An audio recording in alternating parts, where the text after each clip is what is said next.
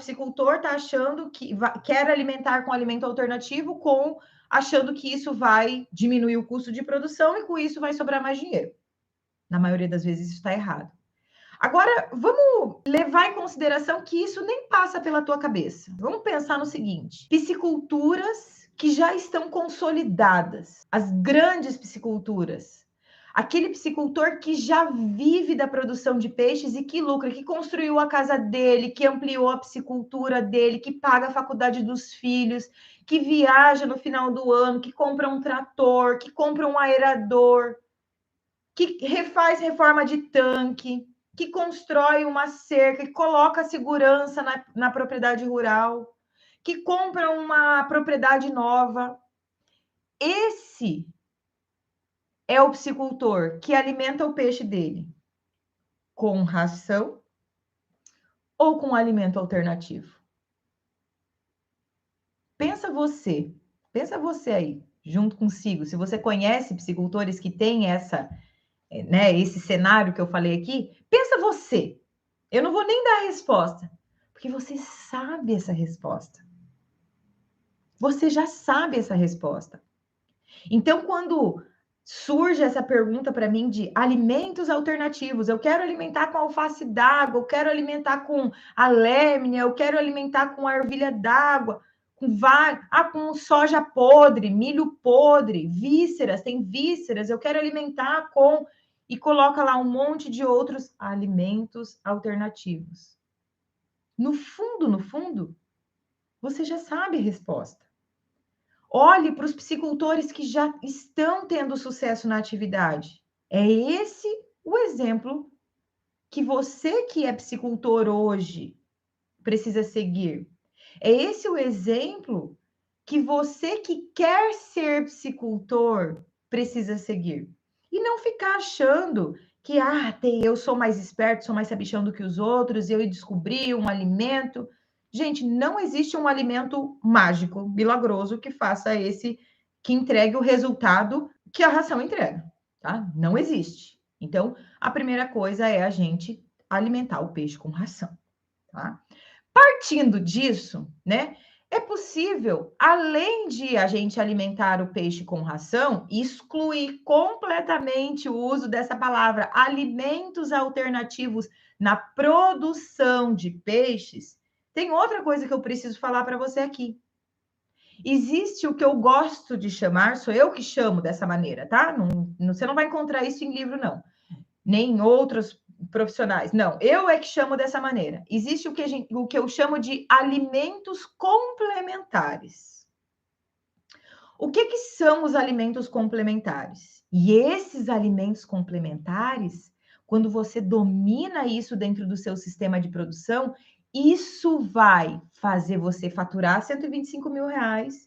Isso vai fazer com que você tenha uma lucratividade maravilhosa. Os alimentos complementares, eles são os alimentos que já estão disponíveis ali no ambiente. O que exatamente são esses alimentos complementares? O fitoplâncton. O que são os fitoplânctons? Fitoplâncton é a alga, microalgas. Sabe quando você vai num tanque de peixe, aquela água do tanque de peixe está verde, verdinha? Às vezes ela está mais amarronzada, né? O que é isso? É a presença do fitoplâncton. É uma alga que a gente não consegue exatamente pegar. Ela é pequenininha, então, quando tem grande quantidade dela ali, ela vai acumulando e vai dando essa coloração esverdeada para a água. Então, isso é maravilhoso. Só que, o fitoplâncton é um alimento nobríssimo. Nobríssimo. Inclusive, existem rações formuladas com o uso de farinha de fitoplâncton, de microalgas.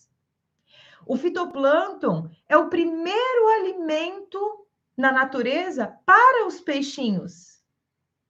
É um alimento de altíssimo teor de proteína. É um alimento de altíssimo aproveitamento por parte de algumas espécies de peixes. Não de todas, mas de algumas espécies de peixes. A maioria, mas não todas, dos nossos peixes de produção. Então, se eu entendo a dinâmica de dentro do tanque e faço com que os meus peixes ali de dentro do tanque, junto com a ração, perceba que eu estou falando junto com a ração, não estou falando só o alimento complementar. Não à toa eu chamo de alimento complementar, porque ele não dá para ser sozinho. Por que que não dá para ser sozinho? Porque sozinho ele não te dá velocidade de safra.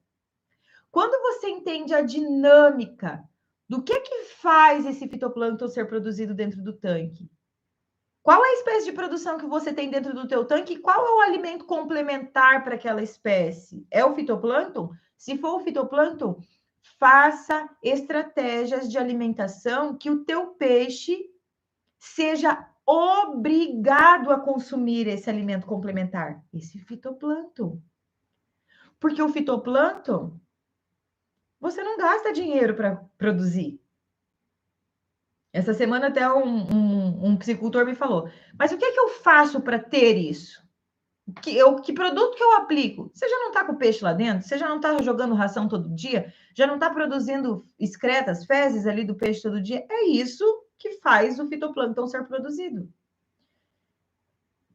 Quando você usa a estratégia de alimentação aliada para fazer com que o teu peixe consuma não só a ração, mas que ele seja obrigado a consumir o fitoplâncton, isso melhora muito a tua lucratividade. Por quê? Porque por menor que seja a quantidade de fitoplâncton que o peixe está consumindo, ele está poupando uma determinada quantidade de ração. Ah, está economizando quanto? A gente não consegue mensurar isso. Isso não é um parâmetro mensurável. Por isso, inclusive, que poucas pessoas abordam esse tema, porque a gente não consegue mensurar.